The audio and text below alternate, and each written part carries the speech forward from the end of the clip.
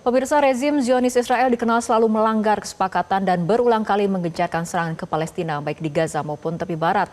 Meski begitu, perjuangan kemerdekaan Palestina masih terus berlanjut hingga terbebas seutuhnya dari penjajahan Israel. Kami akan membahasnya bersama analis Timur Tengah, Dina Sulaiman. Selamat malam, Bu Dina. Selamat malam, Mbak Fitri. Bu Dina, setelah 15 bulan Israel menyerang Palestina secara masif, gencatan senjata akhirnya disepakati antara Israel dan juga Hamas. Bagaimana Anda menilai keberlangsungan gencatan senjata ini? Ya, pertama tentu kita berusaha optimis dulu ya bahwa ini adalah kabar gembira. Israel menyetujui gencatan senjata yang salah satu poin utamanya adalah menghentikan serangan ke Gaza. Dan ditambah lagi poin-poin lain yang di atas kertas itu menguntungkan warga Palestina, misalnya pengembalian para tawanan ya, orang-orang yang dari Gaza yang diculik oleh Israel itu akan dikembalikan, lalu dibukanya perbatasan Rafah, bantuan kemanusiaan dibolehkan masuk dan lain-lain. Cuma masalahnya seperti tadi juga sudah diberitakan, belum 24 jam itu sudah terjadi pelanggaran. Israel masih meneruskan bombardirnya di Gaza. Dan kalau kita lihat bagaimana sebelumnya di tanggal 27 November, Israel melakukan gencatan senjata dengan Lebanon dan berjanji tidak akan lagi melakukan serangan ke Lebanon, tapi kan ternyata hingga kini itu sudah lebih 500 kali serangan bom yang dilakukan Israel ke desa-desa dan kota-kota di Lebanon Selatan. Nah, ini menunjukkan sebenarnya kita kalau mau optimis juga berat juga karena track recordnya Israel selama ini adalah pelanggar gencatan senjata dan selalu melanggar berbagai hukum internasional dan seolah-olah tidak tersentuh ya. Apapun yang dilakukan itu seolah-olah komunitas internasional itu tidak mampu memberikan hukuman kepada Israel sehingga ya kalau saya sendiri tidak terlalu percaya bahwa Israel akan menaati gencatan senjata ini. Baik, Bu Dina, terbaru kabarnya Netanyahu ini menunda rapat kabinet untuk menetapkan gencatan senjata. Apakah ini sengaja dilakukan oleh Netanyahu untuk mengulur waktu atau seperti apa menurut Anda? Ya, ini sebenarnya kan gini ya, ini ada pernyataan gencatan senjata diumumkan secara resmi. Israel awalnya menerima, tapi kemudian penerimaan itu kan harus disahkan juga oleh kabinetnya. Mereka punya prosedur seperti itu, dan kemudian dari pihak Gaza itu juga menyambut baik dari Hamas, PIG, kelompok-kelompok perlawanan lainnya itu semuanya menyambut baik. Um, eh, saya pikir ini ya kalau dari pihak Palestina mereka sangat positif, mereka sangat senang atas gencatan senjata ini dan dari pihak Amerika Serikat juga saya pikir ini juga buat mereka ini menyelamatkan muka karena selama ini Amerika Serikat sebagai pendukung terbesar Israel itu seolah betul-betul lemah gitu ya nggak bisa menundukkan Israel supaya mengikuti gencatan senjata. Nah sekarang apa ini yang dilakukan oleh Netanyahu? Saya pikir ya dia sedang menyelamatkan posisi pribadinya, posisi politik pribadinya. Ketika sebenarnya ya, rakyat Israel juga sudah banyak sekali berdemo menginginkan gencatan senjata, militer Israel juga banyak yang sudah ini ya meminta kepada pimpinan mereka untuk menghentikan serangan dan lain-lain karena mereka juga sudah kelelahan dengan serangan dengan perang yang sudah berlangsung lama ini. Tapi memang sepertinya Netanyahu saat ini sedang berusaha menyelamatkan posisinya ya, menyelamatkan posisinya, posisi politiknya karena dia sendiri juga sudah banyak sekali skandal di dalam negeri. Seandainya perang berlanjut, dia bisa mempertahankan posisinya. Kita lihat bagaimana kondisi di dalam negeri Israel sekarang, apakah masih terus tunduk kepada kemauan Netanyahu atau mereka juga memikirkan kepentingan yang lebih besar.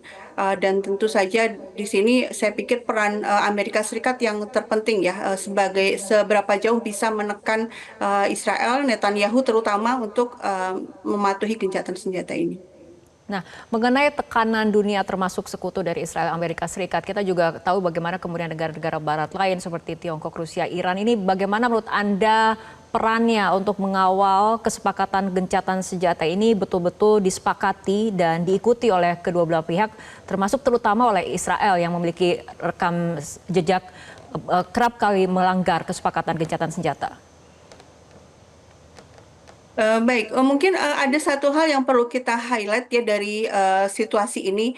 Kalau kita lihat bagaimana pasal-pasal atau poin-poin isi gencatan senjata itu kan sebagian besarnya itu sesuai dengan yang diinginkan oleh pihak Palestina. Nah, dalam sebuah perundingan, dalam sebuah mediasi, seandainya pihak Palestina itu lemah, nggak punya bargaining position, itu kecil kemungkinan poin-poin itu akan masuk. Sehingga poin yang akan masuk dalam perjanjian gencatan senjata akan lebih menguntungkan Israel. Seandainya Israel lebih kuat posisinya, tapi kita lihat isinya ternyata lebih banyak menguntungkan pihak Palestina. Sekarang malah yang berbuat ulah Netanyahu ya berusaha mengulur-ulur waktu.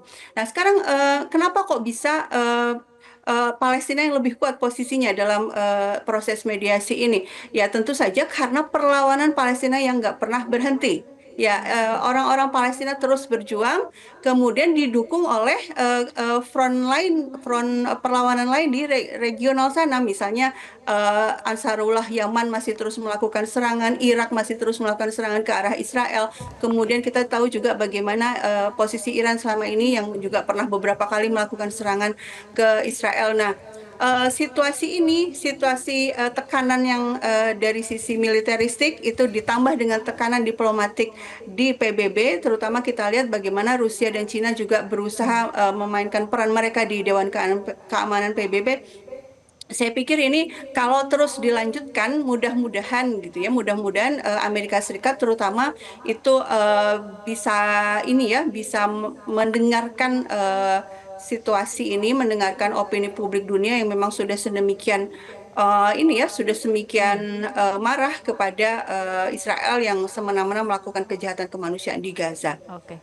Bu Dina, apabila kemudian kesepakatan gencatan senjata ini betul-betul terwujud, Anda optimistiskah gencatan senjata ini dapat mengakhiri perang secara permanen dan Gaza dapat dibangun kembali?